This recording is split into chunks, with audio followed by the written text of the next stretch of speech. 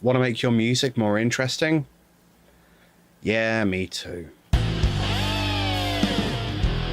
Something I found myself specialising in, which I hadn't really planned, is churning out music really, really fast. Whether it's for the podcast I work on or film work where time is really of the essence, or whether it's for one of my Cubase live streams, the most important thing is to make something good, but really fast. The problem I often find myself facing is that it's fine, but it's maybe a little boring sometimes. I developed a few really simple go-to techniques for making music more interesting, and that's what I'm going to share with you today. I'll often use usually only one of these at a time because it's enough to make a piece of music just a little more intriguing without the audience necessarily knowing why, but without spoiling the music itself. So here we go, 5 really simple ways of making your music more interesting. Number 1, restrictions. Enforce random restrictions on your new piece of music. You're not allowed to play any A's, for example, or every chord must include an A. Or maybe you can only use a chord once within every 4 bars, or you can't have any snares played on the second beat of a bar, they have to be just before or just after. Or maybe you have to have at least 5 kick drums in every bar. Enforcing random restrictions will force you to come up with a solution, and usually you have to be really creative with those solutions. So you might use unfamiliar chords or chord voicings. You may have to find a new way to play your instrument. You may have to familiarize yourself with some unusual scales, or just write some really weird rhythm tracks. Whatever the restrictions are, you need to be strict with yourself that you're not just going to bail halfway through because it's difficult, because sometimes it is difficult, but most of the time you come up with something interesting on the other side, so it's worth it. Number 2, polyrhythms.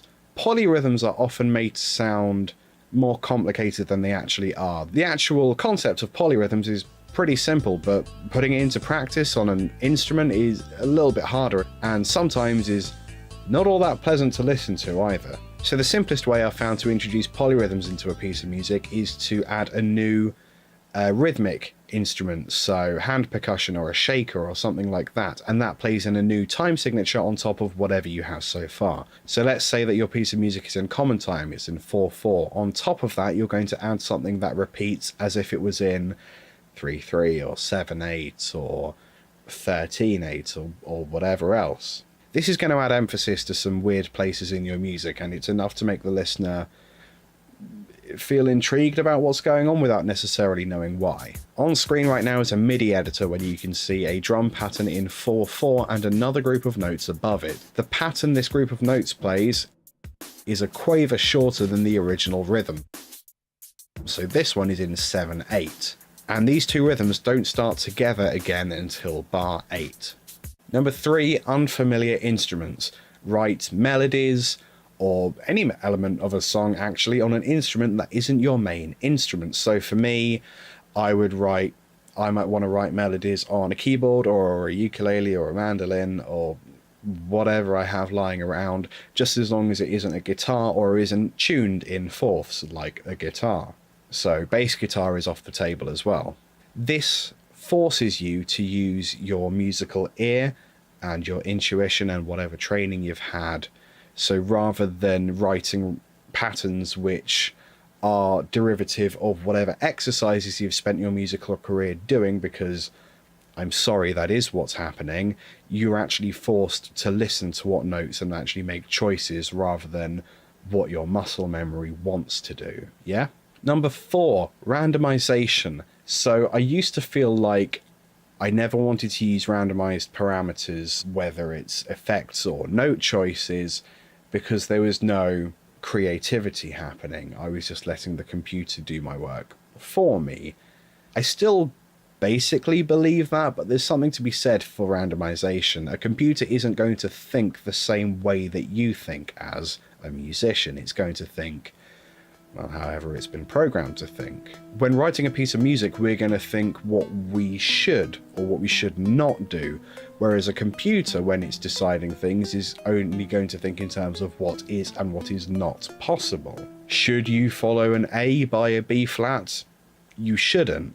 Can you? Yeah, you absolutely can. So when you start to think like that, you can come up with some really interesting decisions, and it's actually quite hard to think like that, but it's easy for a computer to think like that, and that's why I use randomization sometimes. And then the creativity and the musicality comes in when you try to make that thing conform to the rest of a piece of music, or you try and build a piece of music around that randomly generated thing. One of my favorite things to do is to take a melody or a drum pattern, or actually anything, and shove it through a randomized glitch plugin and then bounce that audio out. So actually I don't know what it's going to sound like, other than it's going to sound glitchy and weird, and then when it's bounced I'm going to cut it up into little pieces and rearrange it. You don't get to choose how it comes out of the plugin, you only get to choose what you then do with those elements. And if you want, you can lie to yourself and say that actually you're entirely responsible for the randomized parameters, but we all know you're lying. Number 5, found sounds. Sometimes I let the sound designer in me take over and I try to use non-musical sounds in a musical way, or play an instrument in a way it wasn't designed to be played. You could use household items as percussion, you could introduce an ambient soundscape and then layer it underneath your piece, or you could apply a rhythmic modulation effect to it so it sounds a little bit more musical. You could sample yourself tuning the strings on your guitar or changing the strings on your guitar, and then snip up the resulting samples and use it as an instrument in its own right, or as a percussion piece. Or if you really want, you could construct an entire piece of music using only found sounds. I actually created a really long video on how to do this. I think it's about half an hour, and this was from a balloon installation I was asked to work on earlier this year, and I captured samples from the balloon installation and turned those into a piece of music. So if you want to find that, I imagine there will be a link on screen or in the description wherever you're watching this. So yeah, if you want to know more about found sounds and how to use them musically, that's a really detailed video on how to do exactly that. So those are my top 5 ways of making a piece of music interesting. What I've not really discussed is why I think music should be interesting, or why it's important for music to be interesting. And I think it's important for 2 reasons. Firstly, you need to keep a listener engaged. That's possibly so obvious I don't need to say it out loud. But if you've come up with a boring piece of music, listeners aren't going to be interested. So if you have elements in there purely to make them go, hey, what was that? Then that's a good thing, surely. Secondly, I believe it's really important that we as music makers try to push the envelope of what music is, I guess, and fully explore what it is we like about music. If we don't, then we're going to end up in a situation where all popular music sounds really, really similar, and creativity means nothing, and it's just about whether or not you can create music that adheres to a specific formula, and that formula is what's going to make you famous. That would suck, wouldn't it? Thanks for watching.